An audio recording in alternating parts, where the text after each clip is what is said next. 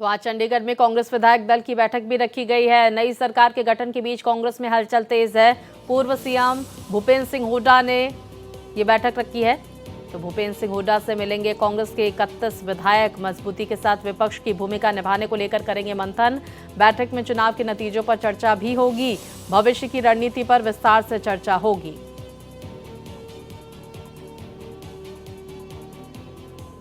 और विस्तार से जानकारी के साथ मेरे सहयोगी ओम प्रकाश राय हमारे साथ जुड़ गए हैं। ओम प्रकाश, एक तरफ जहां नायब सिंह सैनी कैबिनेट की महत्वपूर्ण बैठक रखी गई है, इससे संबंधित क्या अपडेट आपके पास? दूसरी तरफ देखिए, जानकारी सामने निकल कर आ रही है कि कांग्रेस की तरफ से भी भूपेंद्र सिंह हुड्डा से जो 31 विधायक है वो मुलाकात करने वाले हैं। क्या अपडेट इसको लेकर?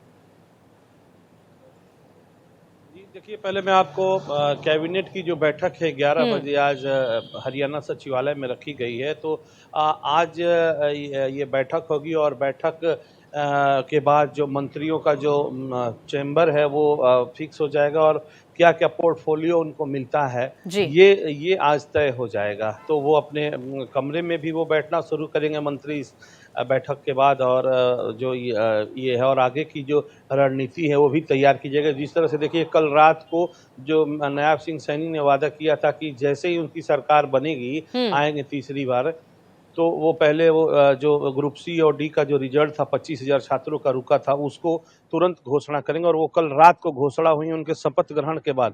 हालांकि उन्होंने घोषणा की थी कि शपथ बाद में लूंगा, पहले घोषणा करूंगा, लेकिन चलिए आगे पीछे हुआ, ठीक है। और ये आज इसके बाद ही जो कैबिनेट की बैठक होगी इसमें ये भी तय किया जाएगा कि भाई विधानसभा सत्र बुलाया जाए, क्योंकि सारे विधायकों को शपथ दिलानी है, और उसके बाद जो स्पीकर का चुनाव होगा और सत्र जो है चला कर ये जो नायब सिंह सैनी की सरकार है जो दूसरी बार बनी है तो उसका सुचारू रूप से जो है काम शुरू होगा।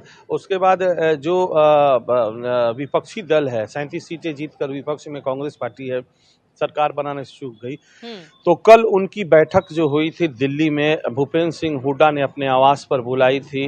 जो ये पंत मार्ग पर इनका आवास है, ताल कटोरा रोड पर, तो वहाँ बैठक हुई थी और जिसमें 37 में से तकरीबन 31 विधायक पहुंचे थे। 1-2 विधायक और भी हैं जो उनके करीबी वो नहीं पहुंच पाए थे, जो उनके कुछ अपने निजी कारणों से। तो आज 18 तारीख को ये पहले ही घोषित हुआ था कि एक बैठक होगी जो ऑब्जर्वर के रूप में अशोक गहलोत और जो अन्य जो नेता हैं वो यहाँ कांग्रेस कार्यालय जो चंडीगढ़ में है सेक्टर 9 में, वहाँ पर आएंगे और एक बैठक वहाँ आयोजित की जाएगी और उसमें ये भी सारे विधायक और ये नेता रहेंगे और ये तय किया जाएगा कि जो आगे की क्या रणनीति हो। और नेता विपक्ष जो मुख्य रूप से पद है, पहले भूपेंद्र सिंह हुड्डा भी नेता विपक्ष थे, इससे पहले किरण चौधरी को बनाया गया जो कि अब छोड़कर बीजेपी में चली गई, राज्यसभा सांसद है और कल उनकी बेटी मंत्री भी बनी है श्रुति चौधरी।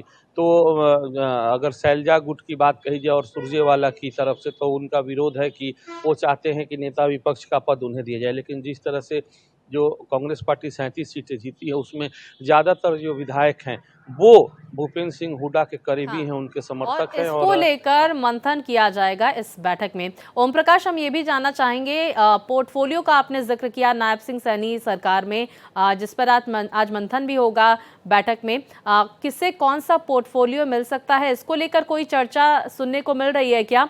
क्योंकि बैठक भी देखने को मिलेगी, लेकिन क्योंकि मंत्रालयों को लेकर लगभग पहले बात हो जाती है।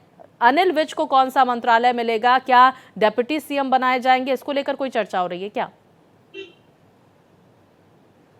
देखिए, ये भी चर्चा है क्योंकि जो अभी सीएम है नायब सैनी वो उनसे बहुत जूनियर है अगर कहा जाए। उनके सामने उन्होंने राजनीति सीखी है और देखा जाए तो वो मुख्यमंत्री बन गए। बीजेपी है, बीजेपी में कुछ भी हो सकता है क्योंकि बीजेपी कहती है कि एक चाय बेचने वाला जो वो प्रधानमंत्री बन सकता है, तो यहाँ कुछ भी संभव है। लेकिन एक वरिष्ठता का जो लिहाज है, जब नायब सिंह सैनी पीछे जब मार्च में मुख्यमंत्री बने थे तो अनिल विज ने उनके अंडर में काम करने से मना कर दिया था। वो पैदल उस बैठक से निकल कर चले आए थे जब ये प्रस्ताव हुआ था।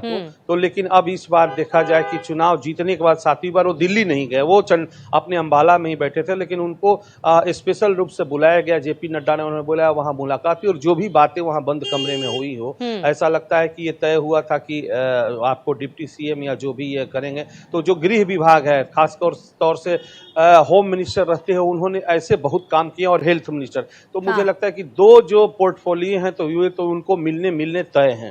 ओम प्रकाश, संभावना इसकी भी जता सकते हैं कि स्पीकर का पद भी अनिल विज को मिल सकता है, मंत्रालयों को छोड़ दे अगर तो अब नहीं, अब स्पीकर आपको मैं बता दूं कि जो स्पीकर होता है वो मंत्री नहीं बन सकता, वो विधानसभा का अध्यक्ष होता है, वो 90 विधायकों का जो है वो अध्यक्ष होगा, सब उसके लिए होता। तो अब चूंकि वो कैबिनेट मंत्री बन चुके हैं तो हाँ। वो स्पीकर नहीं है। स्पीकर की नाम की जो दौड़ है उसमें मूलचंद शर्मा का नाम है और हरविंदर कल्याण, ये दो लोग हैं, और एक प्रमोद विज है जो कि लगातार तीसरी बार ये चुनाव जीते हैं, या डॉक्टर कृष्ण मिड्डा हैं जो तीसरी बार जींद से जीते हैं चुनाव और जींद का काफी वर्चस्व रहा है। तो ये लोग जो हैं विधानसभा अध्यक्ष और उपाध्यक्ष दो बनेंगे, इनके बनने की संभावना है। तब देखने वाली बात है कि अब जब ये सत्र शुरू होता है आज की कैबिनेट की बैठक के बाद, तो क्या होता है। जी, बहुत शुक्रिया आपका ओम प्रकाश, तमाम जानकारियां हम तक पहुंचाने के लिए। इस बड़ी खबर पर नजर बनाए रखिए।